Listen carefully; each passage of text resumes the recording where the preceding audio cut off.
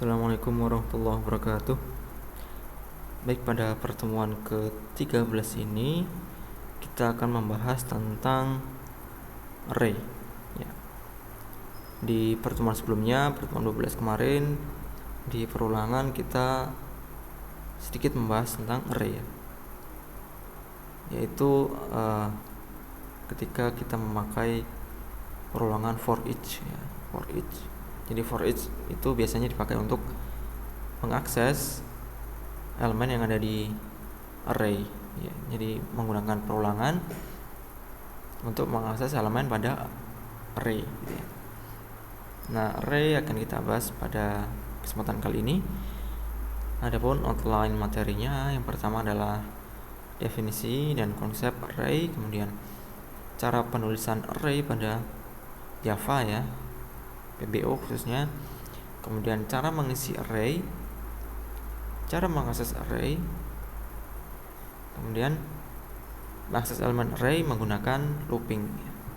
Jadi ada kaitannya dengan materi sebelumnya. Jadi silakan dipelajari lagi tentang looping kalau belum paham ya, bisa ditanyakan juga, silakan. Baik, kita masuk ke konsep dari array. Array seperti pada bahasa pemrograman yang lain ya, dalam PBO ini khususnya bahasa Java merupakan jenis data yang dapat menyimpan banyak data sekaligus ya. Variabel yang dapat menyimpan banyak data sekaligus ya. Secara umum array menyimpan data dengan tipe data yang sejenis, biasanya seperti itu ya. Misalkan menampung data bertipe integer ya, berarti rata-rata nanti isinya akan integer semua. Kalau string maka string semua gitu ya. Kalau float semua gitu. Biasanya seperti itu. Tapi tidak menutup kemungkinan bisa diisi berbeda jenis tipe data ya. Tapi kita fokus di yang sejenis dulu saja. Kemudian array untuk pengaksesannya diperlukan adanya indeksasi ya, atau pengindeksan. Ini dipakai untuk menunjuk elemen ke berapa pada variabel array gitu ya. Misalkan seperti ini. Nama kota ini harus seperti ini ya. Nah, gini, ada kurung awalnya.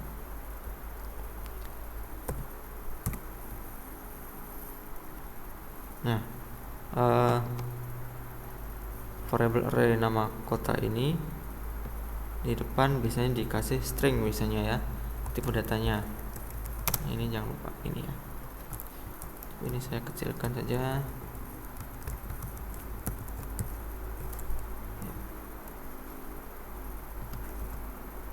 Ya, inilah ya. Kemudian di sini ada Semarang ya. Jadi ingat-ingat di sini diapit tanda petik ya. Ini menandakan dia adalah string.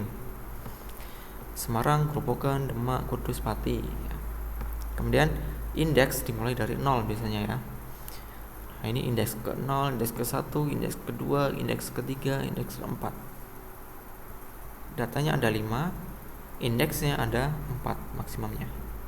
Ya, jadi nilai dari indeks maksimum adalah jumlah elemen yang ada dalam array dikurang 1. Biasanya seperti itu ya.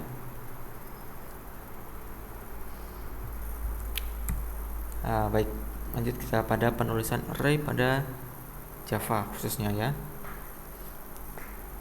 Nah, ada 3 penulisan secara umum ya. Yang pertama seperti ini, tipe data, kemudian diikuti tanda kurung siku, kemudian diikuti nama variabelnya. Ini cara pertama. Cara yang kedua, letak dari kurung sikunya ada di setelah nama variabel ya. Jadi ini di setelah tipe data, ini yang kedua setelah variabel. Yang ketiga menggunakan kata kunci new ya, kata kunci new. Jadi bikin objek ya. Sama gitu ya. Kemudian di sini kalau kita menggunakan yang ketiga, cara yang ketiga, kita biasanya menentukan berapa ukuran dari array, ditulis di sini gitu ya. Terus berapa banyak elemen array yang bisa ditampung ya, misalkan di sini ada 5, berarti ada 5 elemen array yang nantinya bisa ditampung di array nama kota ini gitu ya. Jadi ada 3 cara penulisannya, dan biasanya yang dipakai itu yang pertama dan yang kedua biasanya. Yang ketiga ini dipakai tapi jarang ya. Nah, contohnya seperti ini. Cara mengisi array yang pertama adalah seperti ini. Nama kota, kemudian diikuti indeksnya, kemudian sama dengan diikuti nilainya. Misalkan ini string ya, katakanlah string gitu ya. Kemudian nama kota diikuti indeksnya, misalkan ini 0 Semarang, kemudian nama kota 1 Demak gitu ya. Atau bisa juga menggunakan cara seperti ini, langsung dimasukkan semuanya ya. Jadi string ini tipe datanya, dan nama array-nya, nama kota diikuti siku kurung siku ya, kurung siku, dan diikuti dengan nilai dari elemen array-nya gitu. Semarang, Demak, Pati, Grobogan, misalkan seperti itu. Nah, cara yang pertama ini dia memasukkan satu persatu nilai dari elemen array-nya, dan cara kedua ini langsung sekaligus banyak gitu ya, masukkan array sekaligus banyak. Nah, kemudian setelah dimasukkan kita bisa mengaksesnya, mungkin untuk mengecek ataupun melakukan operasi matematika dan lain-lain gitu ya, sehingga akses array ini diperlukan. Nah, sama seperti bahasa pemrograman yang lain juga, untuk mengakses elemen array kita perlu menggunakan index ya, untuk menunjuk elemen array-nya. Misalkan seperti ini, Semarang ya, nama kota isinya Semarang, Grobogan, Demak, Kudus, Pati ya, ini indeks ke-0, indeks kedua, indeks pertama maksudnya, indeks kedua, indeks ketiga, indeks keempat. Indeksnya dari 0 sampai 4. Kemudian saya akan mengakses array nama kota ini dengan indeks 3. Maka cara penulisannya adalah nama kota diikuti kurung buka siku ya. Kemudian ada angka di sini. Angka di sini menunjukkan indeksnya. Maka ketika program ini di run, maka dia akan menampilkan output Kudus ya. Karena indeks ketiga dari array ini adalah Kudus. Ini indeks ke-0, indeks kedua, indeks pertama, indeks kedua, indeks ketiga gitu ya. Jadi Kudus akan muncul di sini gitu. Jadi ingat-ingat, indeks dimulai dari 0. Kemudian akses array bisa juga menggunakan looping ya. Nah, biasanya kalau kita secara manual seperti ini ya, kita nuliskan indeksnya satu persatu, 0, 1, 2, 3, 4 gitu ya. Nah, waktu kita punya banyak elemen array, misalkan ada 1000 ya, maka kalau nulis seperti ini akan buang waktu. Maka diperlukan adanya looping ya, seperti materi yang sebelumnya tentang looping ya, kita bisa menggunakan teknik loop. Bisa menggunakan for each, bisa menggunakan for gitu ya. Nah, ini di sini kita akan menggunakan for, karena yang for each sudah pernah kita pakai di materi sebelumnya. Silakan dipelajari, silakan dipakai jika ingin menggunakan for each ya.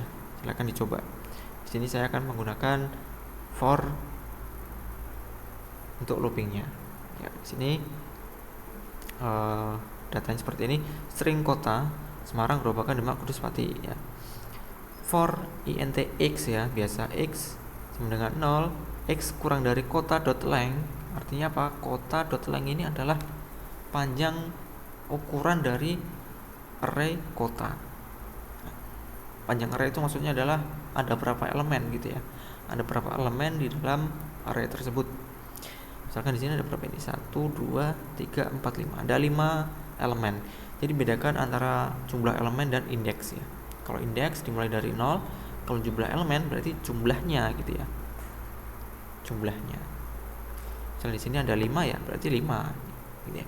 Nah, kota.index ini adalah merujuk pada ukuran atau panjang dari array atau jumlah elemen dari array tadi gitu. Maka ketika program ini di run, maka akan tampil seperti ini. Nama kota pada indeks ke-0 Semarang, indeks ke-1 Grobogan, indeks ke-2 Demak, indeks ke-3 Kudus, indeks ke-4 Pati. Seperti itu ya. Nah, ini contoh program lengkapnya gitu ya. Objek class main, kemudian ini ada metode mainnya. Nah, ini mulai dari sini ya. Nah, dari sini sampai sini gitu. Ya, nanti silakan bisa dicoba di laptop atau komputer masing-masing atau di HP masing-masing ya, bisa pakai decoder kalau kalian pakai Android ya, ataupun pakai online GDB juga bisa kalau menggunakan browser ya. Nah, silakan, ini untuk latihan kalian ya. Buat program menggunakan array dan looping untuk mengakses elemen array tersebut, di mana tipe data dari array tersebut selain string ya, karena contohnya di sini kan sudah string ya. Jadi kalian coba selain string, misalkan float ataupun integer ya, ataupun yang lain. Nah, lakukan operasi matematika. Jadi kalau ada operasi matematika, dia harus berupa bilangan kan. Bilangan berarti bisa integer, bisa float ya. Yang jelas bukan string ya. Lakukan operasi matematika sederhana, misalkan tambah, kurang, kali, bagi menggunakan elemen array tersebut ya. Terserah, ini bebas ya, secara kreativitas kalian. Yang penting ada array dan arraynya itu bukan string, kemudian ada operasi matematika gitu ya. Dan operasi matematika untuk menggunakan elemen dari array tadi, pergunakanlah looping. Boleh for each, boleh do while, boleh while, boleh sembarang ya, bebas sesuai dengan kreativitas kalian. Baik, saya kira sampai di situ. Terima kasih atas waktunya. Assalamualaikum warahmatullahi wabarakatuh.